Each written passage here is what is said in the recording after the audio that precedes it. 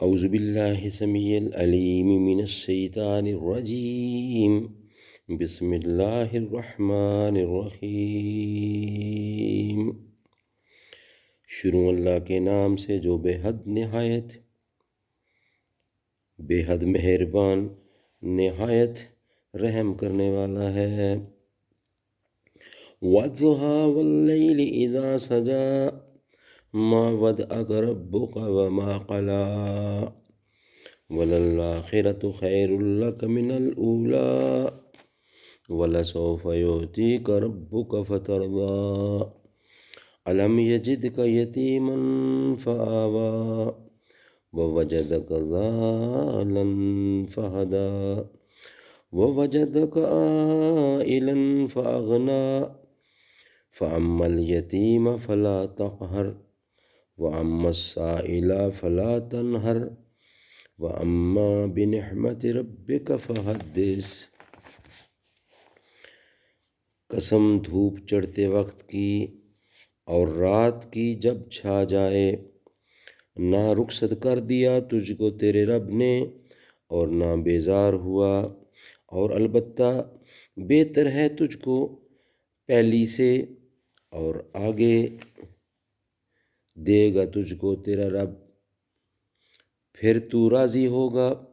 بھلا نہیں پایا تجھ کو یتیم، پھر جگہ دی اور پایا تجھ کو بھٹکتا، پھر راہ سمجھائی اور پایا تجھ کو مفلس، پھر بے پرواہ کر دیا۔ سو جو یتیم ہو اس کو مت دبا، اور جو مانگتا ہو اس کو مت چھڑک، اور جو احسان ہے تیرے رب کا سو بیان کر۔ صدق اللہ العلی العظیم۔ روایت صحیحہ میں ہے کہ جبرائیل علیہ السلام دیر تک رسول اللہ صلی اللہ علیہ وسلم کے پاس نہ آئے، یعنی وہی قرآنی بند رہی۔ مشرکین کہنے لگے کہ لیجئے محمد کو اس کے رب نے رخصت کر دیا۔ اس کے جواب میں یہ آیات نازل ہوئیں۔ میرا گمان یہ ہے، واللہ العالم، کہ یہ زمانہ فطرت الوحی کا ہے۔ جب سورۃ اقرا کی ابتدائی آیات نازل ہونے کے بعد ایک طویل مدت تک وحی رکی رہی، اور حضور خود اس فطرت کے زمانہ میں سخت مفہوم و مضطرب رہتے تھے، تاہاں کہ فرشتہ نے اللہ تعالیٰ کی طرف سے یا ایھا المدثر کا خطاب سنایا۔ اغلب ہے کہ اس وقت مخالفوں نے اس طرح کی چہم گوئیاں کی ہوں۔ چنانچہ ابن کثیر نے محمد بن اسحاق وغیرہ سے جو الفاظ نقل کی ہیں وہ اس احتمال کی تائید کرتے ہیں۔ ممکن ہے اس دوران میں وہ قصہ بھی پیش آیا ہو جو بعض احادیث صحیحہ میں بیان ہوا ہے کہ ایک مرتبہ حضور بھی صلی اللہ علیہ وسلم بیماری کی وجہ سے 2-3 رات نہ اٹھ سکے، تو ایک خبیث عورت کہنے لگی، اے محمد، معلوم ہوتا ہے تیرے شیطان نے تجھ کو چھوڑ دیا، عیاذ باللہ۔ غرض ان سب خرافات کا جواب سورۃ الضحیٰ میں دیا گیا ہے۔ پہلے قسم کھائی دھوپ چڑھتے وقت کی اور اندھیری رات کی، پھر فرمایا کہ دشمنوں کے سب نہ تیرا رب نہ دشمنوں کے سب جھوٹ ہیں، جو بہتان ہیں اور خدشات ہیں۔ نہ تیرا رب تجھ سے ناراض اور بیزار ہوا، نہ تجھ کو رخصت کیا، بلکہ جس طرح ظاہر میں وہ اپنی قدرت و حکمت کے مختلف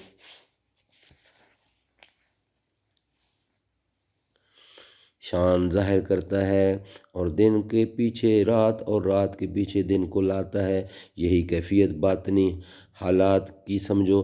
اگر سورج کی دھوپ کے بعد رات کی تاریکی کا آنا اللہ کی خفگی اور ناراضگی کی دلیل نہیں، اور نہ اس کا ثبوت ہے کہ اس کے بعد دن کا اجالا کبھی نہ ہوگا، تو چند روز نور وحی کے رکے رہنے سے یہ کیوں کر سمجھ لیا جائے کہ آج کل خدا اپنے منتخب کیے ہوئے پیغمبر سے خفا اور ناراض ہو گیا اور ہمیشہ کے لیے وحی کا دروازہ بند کر دیا؟ ایسا کہنا تو خدا کے علم و محیط اور حکمت بالغہ پر اعتراض کرنا ہے۔ گویا اسے خبر نہ تھی کہ جس کو میں نبی بنا رہا ہوں وہ آئندہ چل کر اس کا اہل ثابت نہ ہوگا۔ یعنی آپ کی پچھلی حالت پہلی حالت سے کہیں ارفع و اعلیٰ ہے۔ وہی کی یہ چند روزہ رکاوٹ آپ کے نزول و انحطاط کا سبب نہیں، بلکہ بیش از بیش عروج و ارتقاء کا ذریعہ ہے۔ اور اگر پچھلی سے بھی پچھلی حالت کا تصور کیا جائے، یعنی آخرت کی شان و شکوہ کا، جبکہ آدم اور آدم کی ساری اولاد آپ کے جھنڈے تلے جمع ہوگی، تو وہاں کی بزرگی اور فضیلت تو یہاں کے اعزاز و اکرام سے بے شمار درجہ بڑھ کر ہے۔ یعنی ناراض اور بیزار ہو کر چھوڑ دینا کیسا؟ ابھی تو تیرا رب تجھ کو دنیا و آخرت میں اس قدر دولتیں اور نعمتیں عطا فرمائے گا کہ پوری طرح مطمئن اور راضی ہو جائے۔ حدیث میں نبی کریم صلی اللہ علیہ وسلم نے فرمایا کہ محمد راضی نہیں ہوگا جب تک اس کی امت کا ایک آدمی بھی دوزخ میں رہے، صلی اللہ علیہ وسلم۔ حضرت محمد مصطفیٰ کی ولادت باسعادت سے پہلے ہی آپ کے والد وفات پا چکے تھے۔ 6 سال کی عمر تھی کہ والدہ نے رحلت کی۔ پھر 8 سال کی عمر تک اپنے دادا عبد المطلب کی کفالت میں رہے۔ آخر اس در یتیم اور نادرہ روزگار کی ظاہری تربیت و پرورش کی سعادت آپ کی بے حد شفیق چچا ابو طالب کے حصے میں آئی۔ انہوں نے زندگی بھر آپ کی نصرت و حمایت اور تکریم و تبجیل میں کوئی دقیقہ اٹھا نہ رکھا۔ ہجرت سے کچھ پہلے وہ بھی دنیا سے رخصت ہوئے۔ چند روز بعد یہ امانت الہی اللہ کے حکم سے انصار مدینہ کے گھر پہنچی۔ اوس اور خزرج کی قسمت کا ستارہ چمک اٹھا اور انہوں نے اس کی حفاظت اس طرح کی جس کی نظیر و چشم فلک نے کبھی نہ دیکھی ہوگی۔ یہ سب صورتیں درجہ بدرجہ ایوا کے تحت داخل ہیں۔ جب حضرت صلی اللہ علیہ وسلم جوان ہوئے اور قوم کے مشرکانہ اطوار اور بیہودہ رسم و راہ سے سخت بیزار تھے اور قلب میں خدائے واد کی عبادت کا جذبہ پورے زور کے ساتھ موجزن تھا، عشق الہی کی آگ سینہ مبارک میں بھڑک اٹھی۔ سینہ مبارک میں بڑی تیزی سے بھڑک رہی تھی۔ وصول اللہ اور ہدایت خلق کی اس اکمل ترین استعداد کا چشمہ جو تمام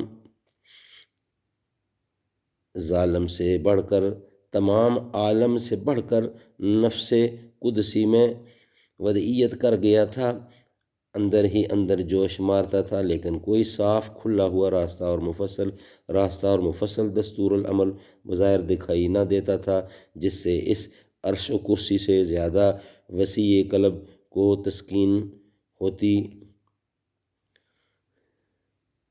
اس جوش طلب اور فرط محبت میں آپ بے قرار اور سرگرداں پھرتے اور غاروں اور پہاڑوں میں جا کر مالک کو یاد کرتے اور محبوب حقیقی کو پکارتے۔ آخر اللہ تعالیٰ نے غار حرا میں فرشتہ کو وحی دے کر بھیجا اور وصول اللہ اور اصلاح خلق کی تفصیلی راہیں آپ پر کھول دیں، یعنی دین حق نازل فرما دیا۔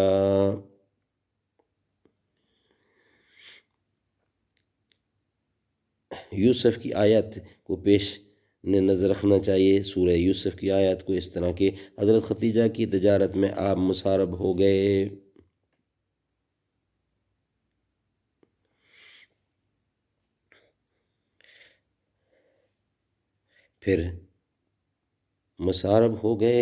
اس میں نفع ملا، پھر حضرت ختیجہ نے آپ سے نکاح کر لیا اور اپنا تمام مال حاصل کر دیا۔ یہ تو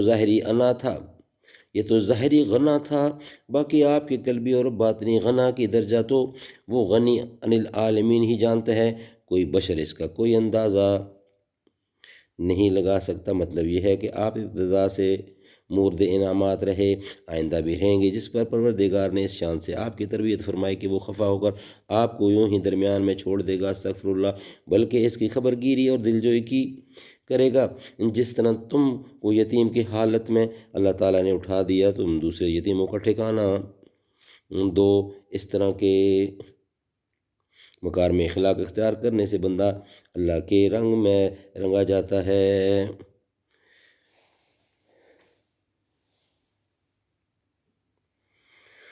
یعنی تم نادار تھے، اللہ تعالیٰ نے غنا عطا فرمایا، اب شکر گزار بندے کا حوصلہ یہی ہونا چاہیے کہ مانگنے والے سے تنگ دل نہ ہو اور حاجت مندوں کے سوال سے گھبرا کر جھڑکنے ڈانٹنے کا شیوہ اختیار نہ کر سکے، بلکہ فراغ دلی اور خوش اخلاقی سے پیش آئے۔ احادیث میں سالین کے مقابلے میں آپ کی وسعت اخلاق کے جو قصے منقول ہیں وہ بڑے سے بڑے مخالف کو آپ کے اخلاق کا گرویدہ بنا دیتے ہیں۔